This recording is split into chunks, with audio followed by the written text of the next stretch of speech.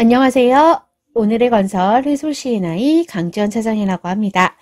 오늘은 전문건설업의 토목 분야의 전문 시공 사업인 비계구조물 해체 공사업의 면허 취득 방법에 대해서 하나하나 알아보도록 하겠습니다.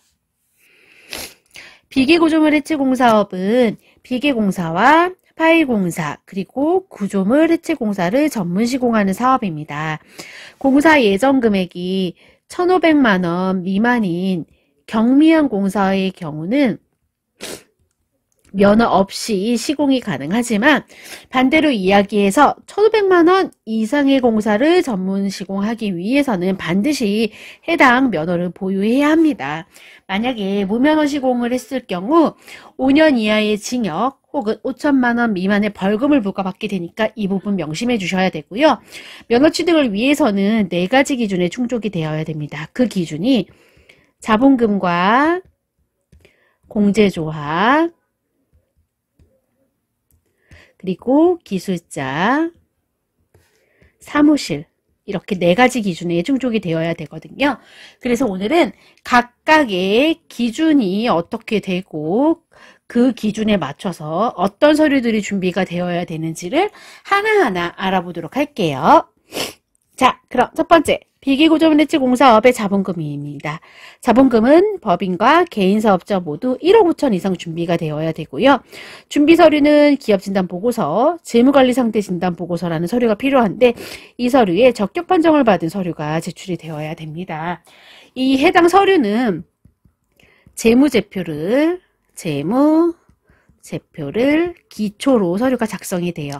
이 안에서 보여지는 건설업 관련 자본금이 1억 5천 되는지를 확인하는 과정으로 회사의 재반 상황에 따라서 이제 실질 자본금을 평가하는 기준이 달라집니다. 면허를 취득하는 과정 중에서 가장 시간이 오래 걸리고 까다로운 부분으로 해솔CNI와 같은 전문가의 도움이 필요합니다. 그렇기 때문에 언제든 이렇게 저희 해솔CNI로 문의해 주시면 자세한 상담을 통해서 당사의 자본금 기준이 적격한지 부적격한지, 부적격하다면 왜 부적격하고 적격한 과정을 거치기 위해서 어떤 진행 과정을 거쳐야 되는지를 정확하게 판단해 드릴 수 있으니까요. 언제든지 문의해 주시면 회사에 맞는 답을 정확히 제시해 드리겠습니다. 자, 그리고 두 번째. 비계구조물 해체 공사업은 공제조합의 출자금이 예치되어야 합니다. 조합에 예치되는 출자금은 조합 내에서 실시하는 신용평가에 따라 43자 혹은 54자가 예치하게 되고요. 이 기준은 법적으로 정해진 부분입니다. 면허를 보유하고 있는 동안 항시 예치가 되어 있어야 하고요. 이제 한자당 금액이 하계 내용처럼 명시가 되어 있어서 금액으로 환산하면 약 5,030만 원 정도 됩니다. 이 부분 명심해 주셔야 되고 상담을 하다 보면 이 금액이 언제 사용할 수 있냐 이런 질문을 가장 많이 주시는데 사용 불가능하세요. 아까 얘기 드렸던 것처럼 항상 예치가 되어 있어야 돼요. 근데 면허를 취득하고 2년이 지나면 우리 보험약관 대출받는 것처럼 출자한 예치금의 약 60% 정도가 대출이 가능하기도 합니다. 이 부분은 참고해 주셔야 되고요. 면허를 출자를 예치하고 나서 보증 가능 금액 확인서가 발급이 가능하고 이 서류가 제출이 되어야만 자본금이 보유되었음을 인정받게 됩니다. 그리고 면허를 취득하고 나서 증권 전환을 해야만 조합원으로서의 권리를 누릴 수 있는 점도 잊지 마시고요. 세 번째 기준 넘어가겠습니다. 비계구조물 해체 공사업의 기술자가 필요합니다. 기술자는 2명이 필요해요. 근데 이 2명의 조건은 건설기술인협회에서 발급하는 토목, 건축, 광업 분야의 경력수첩 보유자 이거나 아니면 국가기술 자격증이 있어야 돼요. 인정 가능한 국가기술 자격증은 이렇게 리스트가 정해져 있으니까 참고해 주셔야 되고요. 기술자를 볼 때 물론 인정 가능한 자격 조건을 가진 사람이 2사람 배치가 당연한 거지만 여기서 또 중요한 부분이 있어요. 바로 상시 근로 가능한 기술자가 있어야 돼요. 기술자 같은 경우는 이중 취업이 되어 있거나 다른 사업자 이 다른 사업자를 보유한 경우는 인정이 안 돼요. 특히 만약 예를 들어 더 나아가 고령자, 학생 이런 분들도 인정이 안 되는 거예요. 그 이유는 바로 아까 얘기했지만 상시근로라는 요건에 충족이 되지 않기 때문임을 명심해 주셔야 되고요. 제출하는 서류는 자격증 사본이나 4대 보험 가입자 명부, 피보험 자격 이력 내역 확인서 이런 서류들이 제출이 돼요. 이 피보험 자격 이력 내역 확인서를 떼면 이 기술자가 현재 소속된 회사도 나오고 혹 이전에 다녔던 이력도 모두 나옵니다. 그럼 이 서류 하나로 이중 취업이 되어 있는지 등을 확인하게 되고요.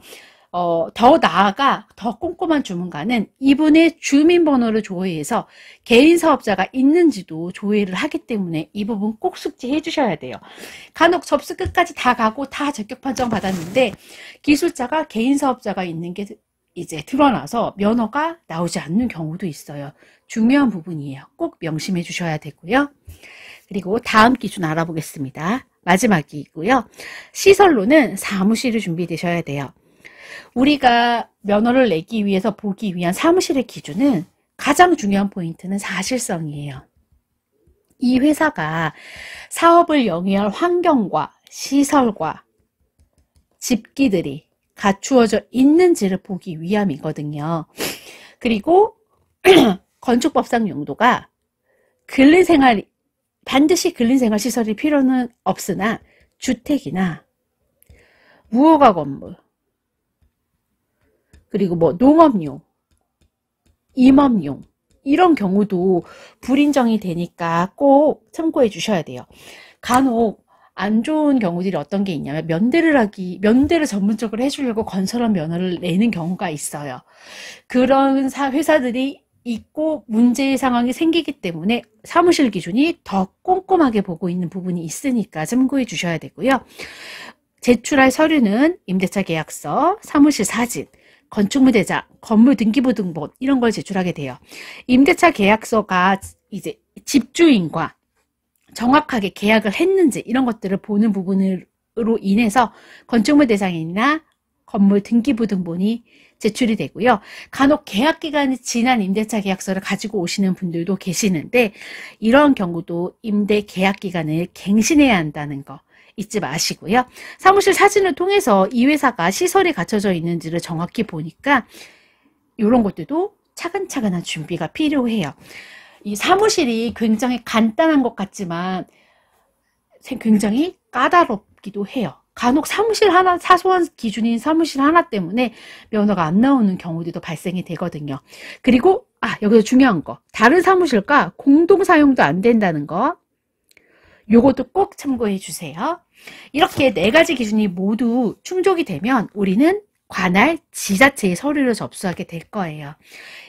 등록 기준에 맞는 첨부 서류들을 지참해서 지자체에 접수를 하고 나면 영업일 기준으로 20일 이내에 지자체에서는 면허를 발급하게 되어 있어요.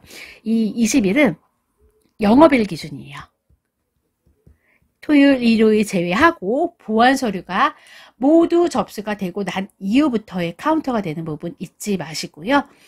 이제 이 기간 동안 서류를 심사를 할 거예요. 제출한 서류가 사실성이 있는지, 잘못된 부분은 없는지 검토를 하고 임원분들은 결격사유 조회를 통할 거예요. 결격사유에 해당하는 경우는 예전에 건설업 면허를 냈다가 잘못된 행동을 내서 면허가 반납이 됐는데 그 유예기간이 지나지 않았다거나 사기 경력이 있다거나 신용불량자라거나 하는 경우는 면허를 낼 수 없는 부분인 걸 잊지 마시고요. 상황에 따라서 현장 실사의 과정을 거쳐서 면허가 발급됩니다. 이러한 기준들을 통해서 면허가 발급되는 걸 잊지 마시고요. 면허를 취득하는 과정이 쉽다면 쉽지만 어려운 과정이라고 볼 수 있습니다. 언제든지 저희 해솔 C&I로 문의해 주시면 회사가 면허를 쉽게 취득할 수 있도록 도움을 드리고 있으니까요. 언제든지 문의 주시면 됩니다. 그럼 해솔 C&I의 전문가들이 당사에 맞는 답을 정확하게 전달해 드리도록 하겠습니다. 지금까지 비계구조물 해체 공사업의 등록 기준에 대해서 하나하나 알아봤고요. 저는 여태까지 내용을 자세히 설명한 컨설턴트 강지연이라고 합니다. 감사합니다.